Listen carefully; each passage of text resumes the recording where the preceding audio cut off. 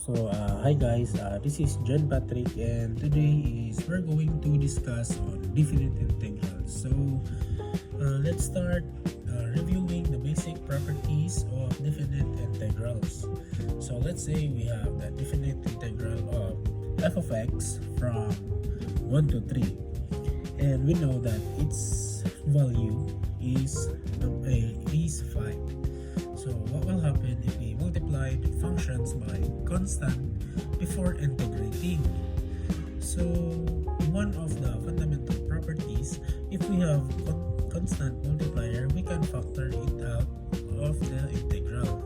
So if we multiply f of x by 2, integrating from 1 to 3, it's simply 2 times the integral of f of x from 1 to 3. Since the integral is given as 5, the result is 2 times 5 is equal to 10.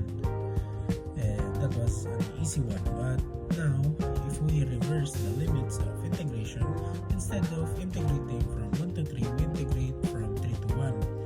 And I remember this property when we swap the limits. The integral signs flips. So if the integrals from 1 to 3 is 5, then the integral from 3 to 1 is, if we swap, is negative 5. Now, if we integrate a function or an interval where the limits are the same, like from 3 to 1, and that's a question, so that's one is straightforward too. The upper and lower limits are the same. There is no area under the curve, so the integral evaluates to 0. Now let's build on what we new scenarios. So suppose we know that the integral f of x is from 2 to 3, which is 4, and the integral of the integral is from 3 to 5 is 7. So how do we find the integral from 2 to 5? So we can basically use the additive property of integrals. The integral from 2 to 5 is just the sum of the integrals. So from 2 to 3 from 3 to 5. So 4 plus 7 is equal 11. Right? So this property comes in handy when dealing with piecewise function or breaking an integral into manageable parts. So you see how useful this property are now. You can simply complex looking the integral just by applying these basic rules. So now let's try a more advanced example. So say the integral is from 5 to 3, which is negative 7, and the integral from 3 to 2 is 4. Alright, so what's the value of our expression now? The integrals from 5 to 3 minus the integral from 3 to 2. So the difference is the integral from 5 to 3 is given as negative 7, and the integral from 3 to 2 is 4. So subtracting themselves give us negative 7 minus 4 is equal to, if we add both negative, so this means that negative 7 minus 4 is equal to negative 11. So actually we have to be careful here. Just remember, when we go from 3 to 2, we should flip the sign of the given integrals from 2 to 3. Since the integral from 2 to 3 is 4, the integral now from 3 to 2 is negative 4. So the expressions become negative 7 minus negative 4.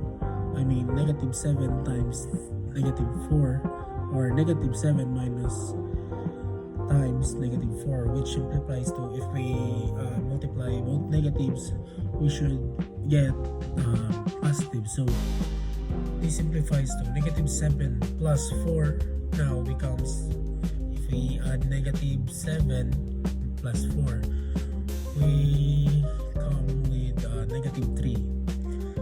So that's a great reminder to always check whether we're reversing limits. What about this one? Another example, if the integral of g of x is from 3 to 9, which is 5, and the integral of g of x from 3 to 6 is 8. So what's the integral of g of x from 6 to 9?